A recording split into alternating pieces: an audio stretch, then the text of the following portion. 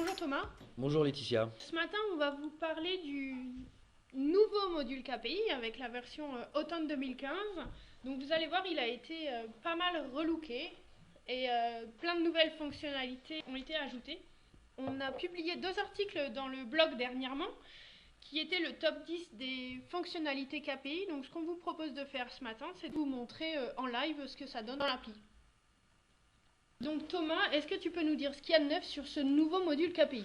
Ce nouveau module, on l'a conçu comme un outil désormais pas uniquement dédié aux administrateurs, un outil qui va être également fait pour les utilisateurs. Avant, on paramétrait dans KPI des graphiques et on les mettait à disposition sur le dashboard. Bon, maintenant, tout le monde va pouvoir accéder au module KPI et on va pouvoir utiliser deux fonctionnalités. La première, c'est la fonction qui s'appelle Mon KPI. Ça va être une sorte de dashboard, mais dédié complètement aux graphiques de KPI. C'est-à-dire qu'en fait, dans cet écran, je vais pouvoir ajouter des graphiques directement. Donc là, par exemple, je vais cliquer sur le bouton plus, et puis je vais aller chercher parmi mes graphiques le rapport que je veux afficher. Par exemple, je veux avoir le rapport opportunité par origine. On valide, et on va pouvoir l'ajouter directement sur ce dashboard. Et puis du coup, alors je vais pouvoir aussi comme ça réorganiser un peu mon dashboard. Donc là en l'occurrence si on veut y voir un peu plus, eh bien voilà, par exemple je vais le redimensionner. Hop. Et puis voilà, du coup je vais pouvoir le déplacer comme ceci. Et du coup je vais pouvoir l'enregistrer. Donc ça c'est mon nouvel écran d'accueil de KPI, c'est-à-dire qu'en fait quand je vais cliquer ici sur le module KPI, eh bien je vais arriver directement sur ce mini dashboard totalement dédié au reporting. En termes d'utilisation, c'est quand même la grande nouveauté, c'est que maintenant on peut comme ça se faire son petit dashboard soi-même. Alors on a fait quelque chose de simple, on a mis un seul onglet, voilà, on n'a pas repris toutes les fonctions du dashboard qu'on connaît actuellement. On a mon KPI et puis on a toujours accès à mes graphiques. D'accord, donc ça c'est un petit peu ce qu'on avait avant. Là je vais pouvoir retrouver l'ensemble des graphiques auxquels j'ai accès et puis ben, je vais pouvoir les consulter comme ça un à un rapidement. On a désormais une fonctionnalité de publication des graphiques. C'est-à-dire qu'en fait avant on pouvait paramétrer un rapport KPI et il était automatiquement disponible pour tout le monde. Maintenant on va avoir un critère de diffusion. Donc là sur les paramètres de mon graphique, je vais pouvoir indiquer soit une diffusion publique, soit restreinte. Et donc là par exemple, il y a uniquement Dominique Miller, c'est-à-dire moi-même, l'utilisateur avec lequel je me suis connecté, qui va accéder à ce graphique. Et puis alors si je veux, je peux mettre par exemple Louise Bernard qui travaille avec moi, et puis je peux mettre par exemple mon chef, voilà, pour qu'il puisse accéder également à ce graphique. Et du coup, Dominique Miller, Louise Bernard et James Blake vont voir ce graphique évolution de l'activité des commerciaux dans mes graphiques et pourront aussi l'utiliser dans mon Dans leur KPI. dashboard. Voilà. Ça c'est la grande nouveauté en termes, on va dire, d'usage. Alors après, là on l'a vu tout à l'heure, hein, quand j'ai affiché un graphique, en fait on a totalement refait la bibliothèque graphique, c'est-à-dire que maintenant on a vraiment un tout nouveau look pour ces KPI. Donc c'est une bibliothèque voilà, très riche hein, qui permet vraiment de faire plein de représentations et puis qui est surtout dynamique. C'est-à-dire qu'en fait, voilà, quand je passe la souris, eh ben, j'ai les informations en infobulle. Donc là par exemple, je vois que le point sur lequel j'ai mis le focus, ça concerne en fait 5 rendez-vous sur la semaine 48. Et puis on a également une répartition. Donc ces 5 rendez-vous représentent 56% de l'activité de cette semaine. Alors, on peut également zoomer. Là par exemple, je vois que j'ai un axe de type temps, donc du coup voilà, je peux comme ça un petit peu scroller. Alors là je le fais avec la souris, je peux aussi utiliser la molette, ça permet un petit peu de se repérer dans le temps. Bon là on est sur 4-5 semaines, mais imaginez ça sur un rapport qui fait plusieurs années, et ben ça permet de se situer rapidement et puis de mettre le focus sur une plage de temps souhaitée. Et on a également ici des légendes. Vous voyez, quand je passe la souris sur une zone, et ben, j'ai des valeurs qui vont s'afficher et qui vont me permettre de voir rapidement la valeur de chaque donnée. Alors je peux aussi en retirer, par exemple là, appel sortant, je peux dire celui-là je ne veux pas l'afficher. Visite simple, hop, je peux l'enlever. Du coup c'est vraiment quelque chose de dynamique et qu'on peut manipuler très facilement. Alors on a cette bibliothèque graphique et puis on a également la partie de droite qui a un petit peu évolué. D'abord on a tout ce qui est export de données. Voilà, maintenant on peut exporter au format image. Donc ça va être pour copier dans tes PowerPoint, Laetitia. On peut générer du CSV, ça on l'avait déjà. Ça va être plus pour insérer des données voilà, dans un autre système. On peut l'imprimer, si on veut montrer ça à quelqu'un, ou proposer ça à un client, par exemple si on est en agence. Et puis après, on peut faire du PDF, bon ça c'est pour faire un rapport, et puis surtout du Excel. Alors ce qui est intéressant, c'est qu'avec le Excel, quand on va générer le rapport, eh bien on va garder toutes les formules. Donc là, on voit qu'on a une valeur totale. Eh bien quand je vais exporter le Excel, je vais avoir la formule qui va être exportée, et puis donc le total qui va être calculé dynamiquement. Du coup, ça me permet après de repartir de ce Excel, et puis d'aller plus loin si je souhaite. Les Quick View, vous vous rappelez, c'est ce qui permet de faire varier votre graphique sur un axe donné. Donc là, par exemple, j'ai pris uniquement les appels sortants. On va avoir ça également sur des acteurs. Alors la nouveauté, c'est que maintenant, on peut faire ça sur des dates. Avant, on ne pouvait pas faire de Quick View sur des dates. Maintenant, on va pouvoir le faire. Donc si j'ai un graphique qui calcule des données sur 10 ans, je vais pouvoir utiliser une Quick View pour avoir mes informations uniquement sur 1 an ou 2 ans, par exemple. On va prendre l'activité de Dominique Miller uniquement. Et puis, même chose, on va garder toutes les fonctionnalités qu'on a déjà vues. Alors après, on a plein d'options d'affichage. Donc voilà, par exemple ici, on a, par rapport à des courbes, ça c'est ce qu'on avait avant, on a la possibilité maintenant de les empiler. D'accord. Donc là, ça veut dire quoi? Ça veut dire qu'il va prendre par exemple les valeurs de la semaine 48 et il va les mettre toutes les unes sur les autres plutôt que de les afficher en parallèle. Donc là, si on clique dessus, on voit à peu près la répartition de chaque type d'activité. On peut les cumuler. C'est intéressant si on veut voir une évolution dans le temps. Donc typiquement pour le chiffre d'affaires de l'année, voilà, ça va être assez adapté ce genre de choses. Et puis alors on peut faire des rotations. Voilà. Donc là, tac, vous imaginez bien, ça va me permettre d'inverser l'axe des ordonnées et des abscisses. On peut modifier par exemple voilà, le type de ligne. Donc là on va avoir des lignes droites et puis on peut avoir ça sous forme d'escalier. Alors ça va être pas mal adapté par exemple avec empiler les zones. Donc, ça permet vraiment de bien voir ce que représente chaque valeur de l'axe. On a toutes ces options qui ont été revues. C'est-à-dire c'est des options qui sont liées à des fonctions qui existaient déjà dans KPI. Et puis on a des nouvelles représentations. Alors on va avoir par exemple les jauges. Ça va nous permettre d'afficher un indicateur et puis de le comparer pour chacune de ces valeurs. Donc là par exemple, je vais calculer les performances de vente pour chacun des commerciaux de mon équipe. Autre nouveauté, ça va être l'entonnoir, ce qui va nous permettre de calculer ce qu'on appelle le pipeline commercial, c'est-à-dire c'est une vue qui va nous permettre d'évaluer rapidement comment je transforme mes leads et comment sont répartis mes leads sur l'ensemble de mon cycle de vente. Donc là par exemple, je vois que j'ai beaucoup de leads qui sont aux besoins détectés, j'en ai d'autres qui sont à proposition émise, donc j'ai probablement pas mal de relances à faire. Et puis je vois qu'en closing, voilà, j'en suis à 17%, donc ce qui est quand même assez extraordinaire comme taux de transformation. Ça n'arrive que dans les démos. Rapidement, je peux voir une vue de la transformation de mes prospects. Ça, c'est quelque chose qui est souvent demandé dans les appels d'offres pour les bah, directions commerciales. C'est effectivement un grand classique du CRM. Ça permet aussi bien à un commercial de se rendre compte un petit peu de l'état de son portefeuille et on va dire de comment il doit travailler son portefeuille. Et puis ça permet aussi à un manager d'avoir une vue transverse sur les ventes et puis également sur ce qui va être transformé prochainement en termes de clients. En fait, chaque vue a été améliorée. Donc là, tout à l'heure, on a vu des courbes, on a vu qu'il y avait 2 nouvelles représentations, mais on a toujours les histogrammes. Même chose, ils ont été un petit peu modernisés. Là, on va avoir un histogramme qui concerne le chiffre d'affaires réalisé avec un empilement. Ce qui va être intéressant, encore une fois, c'est d'afficher ça sous forme de valeurs cumulées. Donc là, je vois au fil de l'année comment évolue mon chiffre d'affaires, mais de manière cumulée. On a vu tout à l'heure rapidement les secteurs, et puis on a les tableaux. Alors on a les tableaux simples. Là, on a un reporting d'activité. Ce qui est intéressant, c'est que maintenant, on peut comparer en fait n'importe quelle version de l'indicateur. KPI, c'est l'affichage de l'institution, mais c'est aussi le calcul d'informations. Du coup, là, je vais pouvoir aller choisir une autre version que celle du 20 octobre. Et je peux aller prendre par exemple celle du 5 août 2015.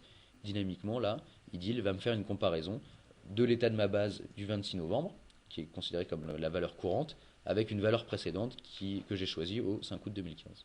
Et là, automatiquement, j'ai une colonne qui m'indique la variation de chacune de mes valeurs.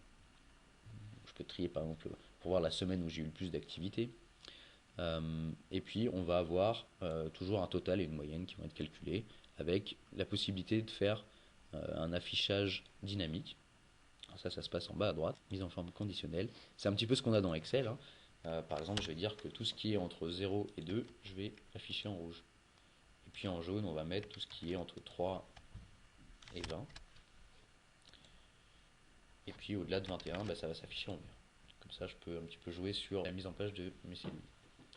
Alors les tableaux croisés, même chose, on les a fait un peu évoluer. Euh, on calcule les totaux sur l'ensemble voilà, de tous les axes avec les moyennes. On peut faire des tris, donc voilà, par exemple je vais trier sur la colonne courrier ou la colonne téléphone.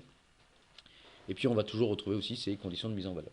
Voilà, donc on a vraiment fait évoluer toutes ces représentations et on va dire que CAPI a vraiment fait un pas en avant en termes d'usage et d'utilisation au quotidien. Alors côté administrateur, on a également des nouveautés, puisque désormais on a la possibilité de créer un graphique de manière autonome, c'est-à-dire sans faire appel à l'informatique. C'est pour un administrateur, mais c'est vrai que voilà, en termes de possibilités, un utilisateur pourrait très bien créer son graphique. Alors après, voilà, il faut qu'on définisse dans ce module qui peut créer des graphiques. Est-ce que tout le monde peut faire des graphiques ou est-ce qu'on laisse quelques administrateurs les faire pour les publier aux utilisateurs. Bon, ça c'est une question d'organisation. Alors typiquement, ici, j'ai cliqué sur créer un graphique et alors là j'arrive sur un écran qui s'appelle l'assistant de création de graphique KPI. En fait, dans cet assistant, on va pouvoir créer son propre graphique en 3 étapes. Alors on va démarrer le wizard.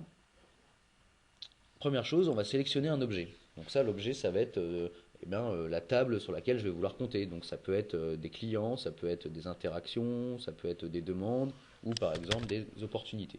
Donc là, c'est ce qu'on va choisir, l'opportunité. Et on va continuer le wizard. Je vais pouvoir ensuite choisir des axes. Qu'est-ce qui va faire varier ma représentation? La première chose à faire, c'est d'aller choisir l'axe de date. Donc ça, il y a toujours une date, on va dire, dans une représentation, avec une granularité. Donc là, par exemple, la date de signature, on va la choisir par mois. Ensuite, on va choisir par exemple l'état, et on va prendre l'acteur. Donc ça va être pour avoir une vue de ma représentation par acteur. Du coup, là, j'ai choisi le champ activité, qui est lié à ma table entreprise. On va se mettre dans un contexte B2B, du coup. On peut aussi choisir l'origine. Donc ça, c'est comment nos clients nous ont connus. Alors, ce qui est intéressant, c'est que je peux prendre un axe sur l'objet opportunité. Tu te rappelles, Laetitia, c'est l'objet sur lequel on a décidé de faire notre analyse. Et puis, je peux aller choisir dans n'importe quel objet enfant une information. Par exemple, je peux prendre aussi le commercial en charge de l'opportunité. Et puis, je peux aller choisir, alors je ne sais pas, peut-être on va trouver son département. Je peux indiquer un grand nombre comme ça d'indicateurs, il n'y a pas de limite. Hein. Et là, à l'étape 2, on va commencer à préciser ce qu'on veut voir, c'est-à-dire parmi tous ces axes, lesquels je vais pouvoir utiliser. À partir d'une méthode de calcul, je peux réaliser n indicateurs ensuite. Donc on va prendre par exemple la date de signature, on va prendre l'état et puis en fait on va également utiliser l'activité. Alors je vais choisir ici une fréquence d'exécution, par exemple on veut le calculer tous les lundis parce que c'est mon rapport du lundi, et puis je vais conserver un historique de 5 semaines. On va passer à l'étape 3, et là à cette étape, je vais pouvoir définir les paramètres de mon graphique. Volume d'affaires par secteur d'activité. Donc là, on rappelle, tu peux jouer sur la diffusion. En fait, c'est ce que tu disais tout à l'heure. Choisir de dire si le KPI que tu es en train de faire sera public ou seulement restreint à un certain nombre de personnes. Exactement. Et puis je vais le mettre dans une catégorie. C'est un petit peu comme si je le mettais dans un dossier en fait. Ça va me permettre de ranger un peu tous mes KPI. Alors ce volume d'affaires par secteur d'activité, comment on peut le représenter? On peut le représenter sous forme de secteur peut-être. On va mettre comme axe d'analyse l'activité. C'est-à-dire qu'en fait, je vais avoir du coup un secteur et puis chaque part du secteur va représenter un type d'activité. En termes de Quick View, on peut mettre la date de signature, ce qui va nous permettre de dire voilà, sur quelle période on veut raisonner. Est-ce que c'est sur le mois dernier, sur l'année ou sur 10 ans? Et puis on va mettre la version des données. Alors ensuite, on a un certain nombre d'options d'affichage, mais ce que je propose, c'est qu'on enregistre et puis on verra après les options. Alors là, Edil est en train de me calculer mon indicateur et ça y est, il a terminé. Il m'a généré mon graphique. Juste pour bien visualiser le progrès qui a été fait avant automne 2015. On avait accès à une bibliothèque de méthodes. Alors les méthodes, en fait, c'est ce qu'on vient de faire là, choisir une opportunité, des axes, etc. qui étaient prédéfinies, donc ces méthodes. Donc soit eh bien, trouver son bonheur parmi ces méthodes qui étaient fournies, Soit. soit eh ben, il fallait les faire évoluer, et là c'était quelqu'un de l'informatique, ou voilà, en tout cas un intégrateur qui devait intervenir pour ajouter ces axes. Parce qu'il fallait toucher au code ou. Exactement. Là, on n'a plus besoin. On a toujours ce système de bibliothèque si on veut faire des choses très très compliquées. Maintenant, soit on utilise ces bibliothèques, soit on utilise ce wizard qui est quand même très pratique pour les administrateurs fonctionnels. Si la création des KPI se fait par tous les utilisateurs, comment sont-ils conservés? Si tout le monde crée ces KPI, ces indicateurs, eh ben, ça peut faire un certain nombre de volumes de données.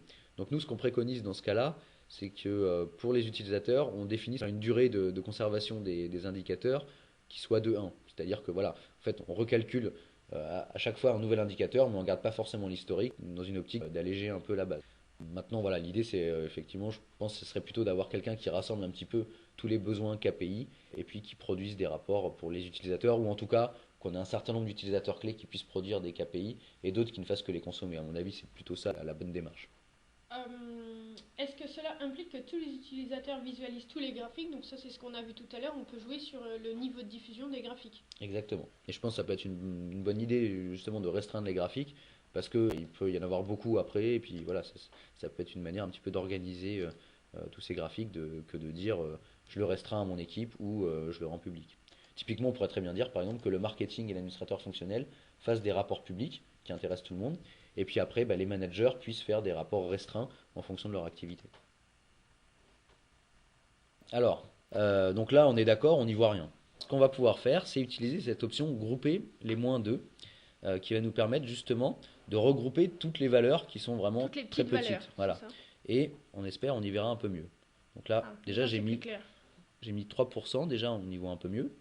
Et puis on peut comme ça augmenter 4%, et puis on peut aller jusqu'à 6%. Là on commence vraiment à y voir. Parce qu'en fait, concrètement, autre, donc ça représente 20%, mais ce qui va être intéressant, c'est vraiment d'avoir les plus grandes valeurs qui sont représentées, parce que a priori c'est là-dessus qu'on va vouloir raisonner. Donc là, toutes celles qui ont une valeur de moins de 6% se regroupent dans autres au fur et à mesure. Plutôt que d'avoir la quantité, parce que là on a un volume d'affaires, ben, je peux dire directement je veux la répartition.